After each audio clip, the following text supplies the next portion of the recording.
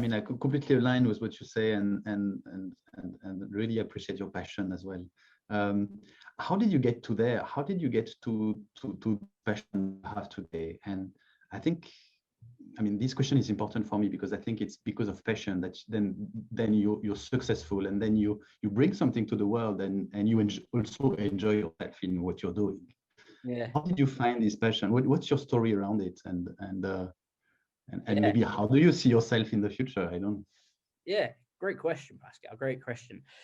It was really out of annoyance that I just couldn't find something that, there are the other publications out there. And to me, I just thought, this is an emerging area. I don't know much about it, but I know it's going to be big. I see the PwC reports, I see the McKinsey reports, I see the Deloitte reports.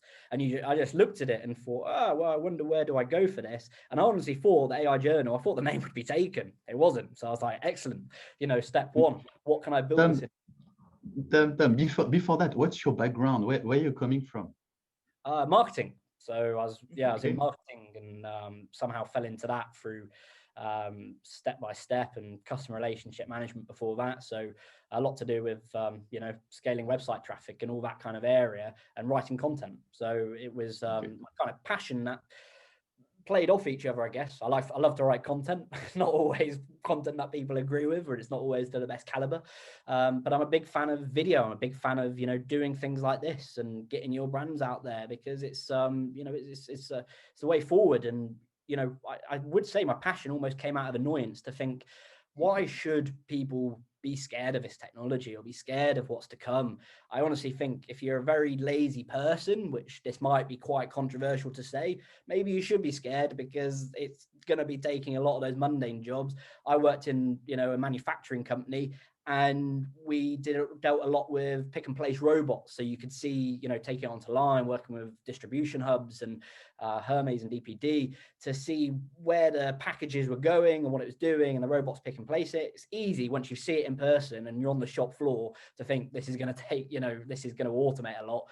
But it's hard not to see everything that was around it. Like you had all the people programming it, all the people building it, all the people looking after it, maintaining it, going on site to check it.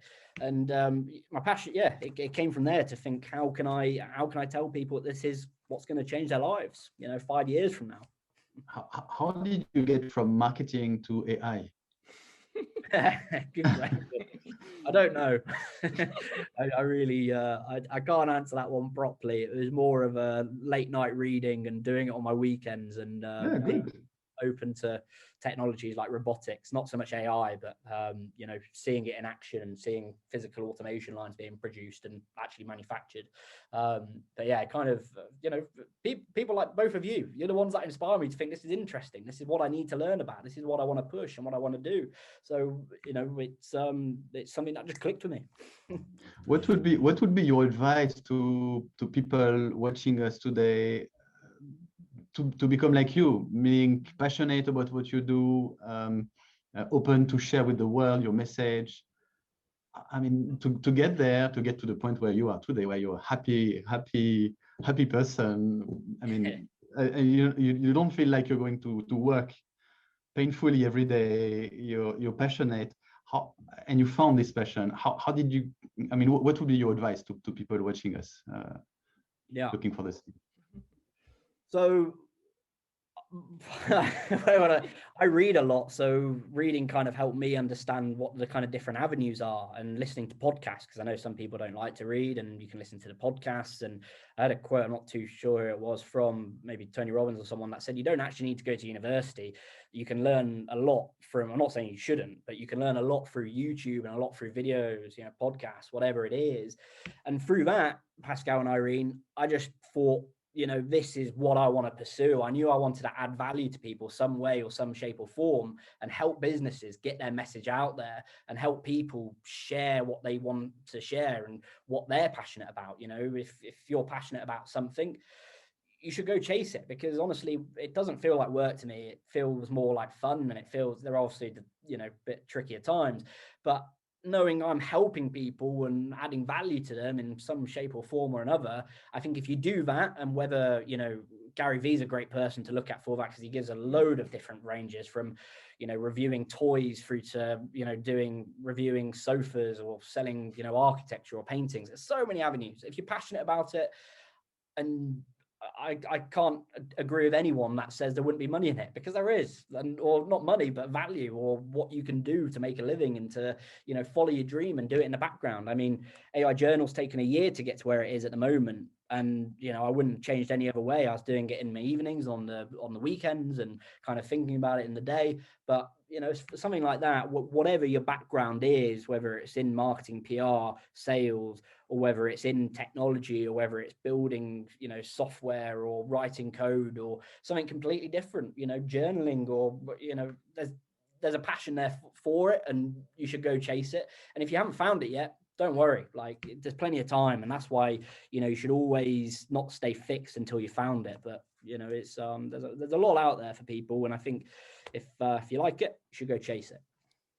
Beautifully said. Beautifully said. Okay, I can spend a lot more time on the topic, because it looks like we are connecting really well. At the same time, yes, at the end of our talk today, I would like to summarize a couple of points, because we did talk about how to find the passion. All right, you don't need to put your artificial barrier in front of yourself because you're not the right background. Nobody's the right background. Nobody. Okay, if you want to be an entrepreneur and you had corporate background, you may stop yourself. Don't. Okay, if you're not technical person but trying to do things in communication marketing and stopping yourself, don't. So that's my message. So a couple of closing points, Tom. We talked a lot about important things. Couple of takeaways. Mm-hmm. Yeah, my takeaways would be, you know, if you're scared of this kind of technology, don't be. You know, you can, or if you connect with me on LinkedIn or do whatever, I'll always try and help and connect you with the right people that can help you, you know, and follow what you want to do and do what you want to follow. Like you said, Irene, don't be put off by someone telling you. And Pascal, I'm sure you're the same. If someone tells you not to do something, to me, it's like being a kid. I'm like, well, I might go try do it then. You know, I'm sure that there's plenty of things I remember saying to you, Irene, before this call started. You know, I'm not a tech person, and I still kind of freak out a little bit, but I do know that I want to create a community. So my closing point would be, you know, make sure you're not scared of this technology, learn how to understand it and how it's going to enhance your business and enhance your teams and your customer experience. And if slightly off point, but if you want to do something, just go do it and learn on the way.